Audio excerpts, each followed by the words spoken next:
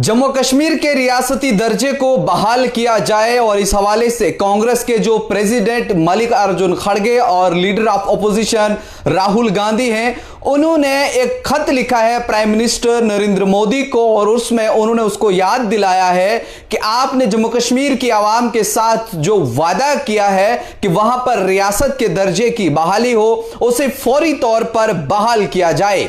अभी social media के ऊपर और उनका ये खत जो है वो वायरल है और कहीं ना कहीं जम्मू कश्मीर के हवाले से उन्होंने एक बार फिर से इस बात को छेड़ा है कि यहां पर कई साल जो है वो बीत चुके हैं। आर्टिकल 370 को तोड़ने के बाद जिस तरह से कई बार जम्मू कश्मीर के आवाम को ये वादा तो दिया गया कि आपके रियासत के दर्जे की बहाली की जाएगी, लेकिन ऐसा नहीं हुआ। लेकिन अब मल्लिकार्जुन खड़गे जो कांग्रेस पार्टी के प्रेसिडेंट हैं और उसके अलावा जो leader of opposition Rahul Gandhi है, एक खत लिखा है प्राइम मिनिस्टर नरेंद्र मोदी को और उसमें साफ तौर पर इस बात को वाज़ेह किया है कि जम्मू कश्मीर के अंदर आप जल्द अज जल्द स्टेटहुड को बहाल कीजिए। और साथ ही साथ आपको बता दें तो जिस तरह से जम्मू कश्मीर के अंदर लेफ्टिनेंट गवर्नर मनोज सिन्हा और उमर अब्दुल्ला के बीच कई बार जो है वो टकराव देखने को मिला और यह बताया गया कि यहां पर जो है वो ड्यूल पावर सिस्टम नहीं चल सकता,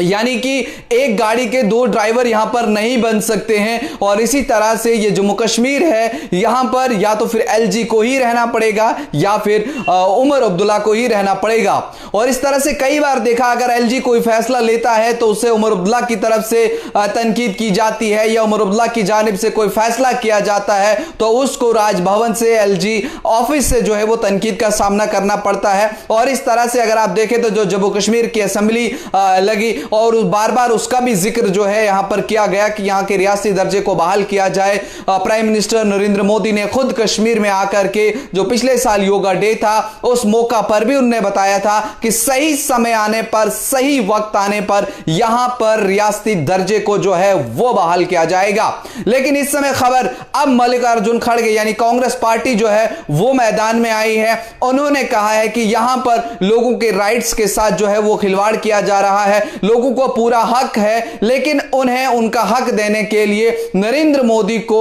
यहां पर रियासत का दर्जा जो है वो बहाल करना चाहिए, फुल स्टेटहुड जो है वो यहां पर मिलनी चाहिए। और साथ ही साथ उन्होंने लद्दाख का जिक्र भी उसमें किया है कि उसको भी 6 शेड्यूल के अंदर जो है वो लाया जाए।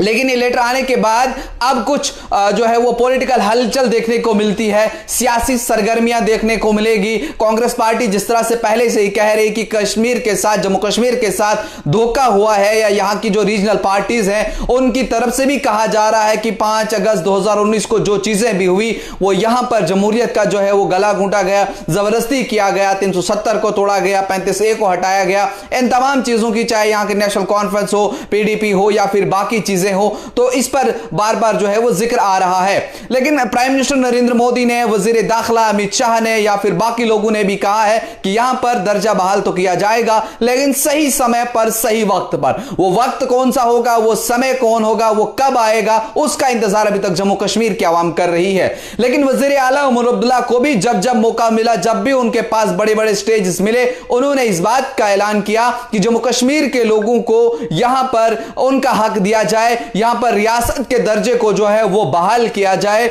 यहां पर अगर आप देखें तो जब ज़ेडमो टनल का जो इफ्तिताह किया गया था, वहां से उन्होंने नरेंद्र मोदी को जो है वो याद दहानी की थी कि आपने वादा किया था उसे आप कब पूरा करेंगे।